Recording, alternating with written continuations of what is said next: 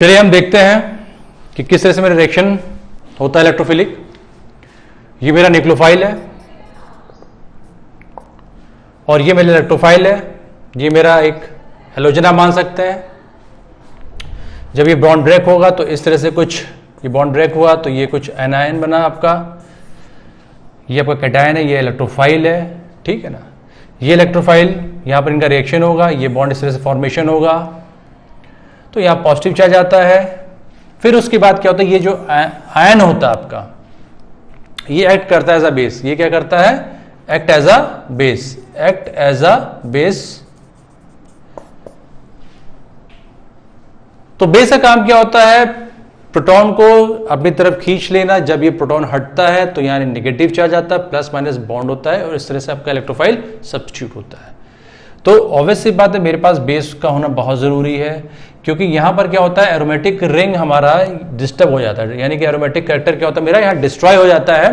तो अगर मेरे पास मीडियम में बेस होता है तो बेस क्या करता है, इस प्रोटॉन को अपनी तरफ खींचेगा और जब ये एच अपनी तरफ जा रहा होता है निकल के, तो ये अपने इलेक्ट्रॉन इस कार्बन को डोनेट करता है, तो जिसकी वजह से वहां माइनस आता है, प्लस माइनस में बॉन्ड फॉर्मेशन होता है और इस तरह से आपका इलेक्ट्रोफाइल सब्स्टिट्यूट होता है और हमारा डबल बॉन्ड दोबारा वापस आ जाता है। या हम ये बोल सकते हैं कि मेरा रिंग वापस आ गया, ठीक है, एरोमेटिक कैरेक्टर वापस आ गया, या एरोमेटिसिटी हमने दोबारा रिगेन कर ली। तो ये ब्रॉडली मैंने आपको पूरा एक जनरलाइज इसका एक रिएक्शन बताया कि इस तरह से कुछ रिएक्शन प्रोसीड करते हैं, बट डेफिनेटली हमें इसमें लुईस एसिड लेना पड़ता है, वो सब हम आगे डिस्कस करेंगे, ठीक है। यहां तक कोई दिक्कत होगी तो प्लीज मुझे कमेंट करिएगा, ठीक है। अब अगर हम जब भी ऑर्गेनिक केमिस्ट्री की बात करते हैं तो हम जब भी रिएक्शंस की बात करेंगे, जब भी हम रिएक्शंस की बात करेंगे तो हमें कुछ चीजों का ध्यान देना पड़ेगा। जैसे सपोज ये मेरा रिएक्टेंट है, ये मेरा क्या है, रिएक्टेंट है। हमें रिएजेंट्स का बहुत ध्यान रखना पड़ता है कि हम किस रिएजेंट्स की बात कर रहे हैं, ठीक है। रिएजेंट्स का बहुत ध्यान रखना पड़ता है और हम किस टेम्परेचर पे वर्कआउट कर रहे हैं, हम किस टेम्परेचर को यूज कर रहे हैं, रूम टेम्परेचर है कि हमारा टेम्परेचर हाई टेम्परेचर है, क्योंकि हम जब भी ऑर्गेनिक केमिस्ट्री में रिएक्शंस की बात करेंगे तो हमें कुछ पैरामीटर्स का ध्यान देना बहुत जरूरी होता है। जैसे रिएजेंट्स अगर आप चेंज करेंगे तो मेरा प्रोडक्ट चेंज होता जाएगा। आपने रिएजेंट सपोज लिया C तो प्रोडक्ट बना D, आपने रिएजेंट लिया सपोज E तो प्रोडक्ट मेरा F, यानी कि रिएजेंट्स चेंज करेंगे आपका प्रोडक्ट चेंज होता चला जाएगा। टेम्परेचर का बहुत बड़ा रोल होता है as far as organic chemistry reactions concern.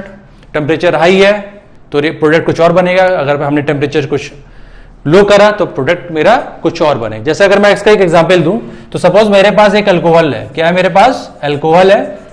इसके मैंने दो मॉलिक्यूल्स लिए और हमने क्या यूज करा, कंसंट्रेटेड H2SO4। हमारे पास अल्कोहल के दो मॉलिक्यूल्स है, हमने ये यूज करा कंसंट्रेटेड H2SO4। टेम्परेचर क्या दिया, हमने दिया 413 केल्विन। तो जो मेरा प्रोडक्ट बना वो मेरा बना डाइइथाइल ईथर। क्या बना, डाइइथाइल ईथर। प्रोडक्ट मेरा क्या बना, डाइइथाइल ईथर, ठीक है। अगर मैंने यही अल्कोहल मॉलिक्यूल लिया, इसका एक मॉलिक्यूल लिया और टेम्परेचर दिया 443 केल्विन टेम्परेचर, तो मेरा क्या बनेगा, प्रोडक्ट एल्कीन बनेगा। क्या बनेगा, एल्कीन। हम कह सकते हैं हमें क्या मिलेगा, इथीन मिलेगा। तो मैं वही आपसे कहना चाह रहा हूं कि जब भी हम ऑर्गेनिक केमिस्ट्री रिएक्शंस की बात करेंगे तो रिएजेंट्स का बहुत ध्यान रखिएगा, टेम्परेचर का बहुत ध्यान रखिएगा, because organic chemistry is very much temperature sensitive. आप देखते हैं कि आप बहुत सारी ढेर सारी दवाइयां यूज करते हैं, आपसे बोला जाता है कि आप इसको कूल प्लेस में स्टोर करिए। अगर आप उस पर सनलाइट पे रखते हैं तो डेफिनेटली वो हमारे जो दवाइयां होती हैं सब डिस्ट्रॉय हो जाती हैं, ठीक है ना।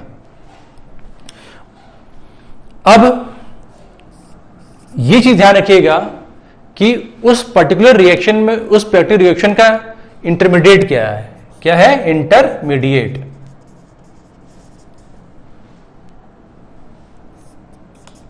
और ये भी ध्यान रखिएगा कि उस पर्टिकुलर रिएक्शन में आरडीएस स्टेप कौन सा है, क्योंकि ये सब चीजें हमें बहुत ध्यान रखनी पड़ेगी। ट्रांजिशन स्टेट कैसा हमारा, इंटरमीडिएट कौन सा बन रहा है, आरडीएस स्टेप कौन सा है, क्योंकि इस पे सवाल पूछे जाते हैं। जब भी हम बात करेंगे तो इन सब चीजों का हमें बहुत ध्यान रखना पड़ता है कि इंटरमीडिएट कौन सा है, ट्रांजिशन स्टेट कौन सी है, आरडीएस स्टेप कौन सा है, क्योंकि इस पे सवाल पूछे जाते हैं, ठीक है।